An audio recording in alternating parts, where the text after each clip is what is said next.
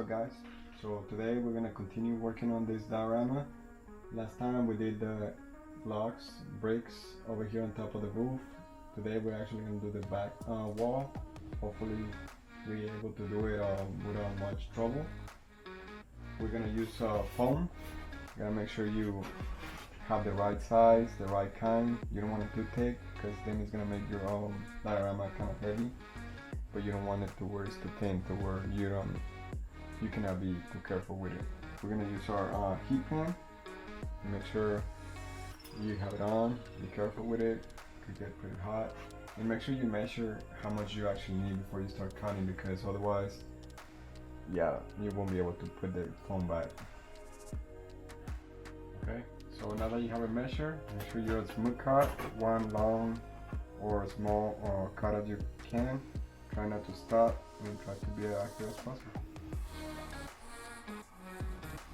Like I said, those fumes could be dangerous, so make sure you're in a well ventilated area. That way you won't cause no harm to yourself or others.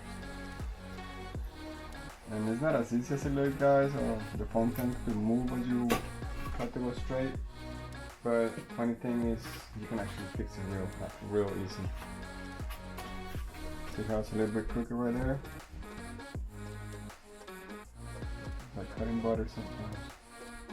Just keep a steady hand and we'll do it on its own.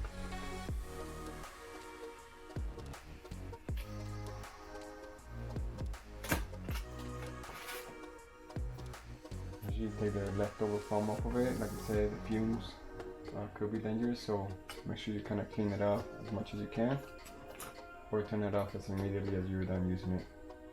It usually dries up real quick, so you don't have to worry about it being too hot for too long. So now that you have your foam, make sure the size is right. You can always fix up the little mistakes that you might have made. But it seems like we're pretty straight. Not an expert, but it looks pretty good. Okay, so now that you have it cut, make sure you know the design, what you're looking for. That way you won't be making a mistake that you will end up regretting.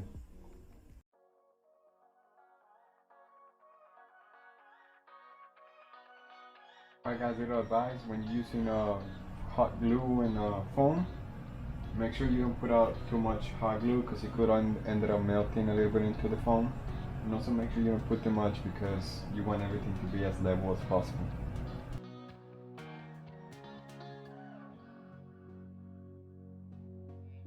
Okay guys, so the reason why I left this little part not actually all the way up is because, I don't know if you remember, but there is actually an entrance through there.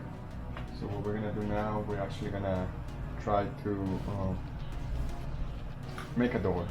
We're not gonna do it right away, but we're gonna leave the space there, so whenever we're ready for it, we should be able to make a nice side door to where you can tell they came through there.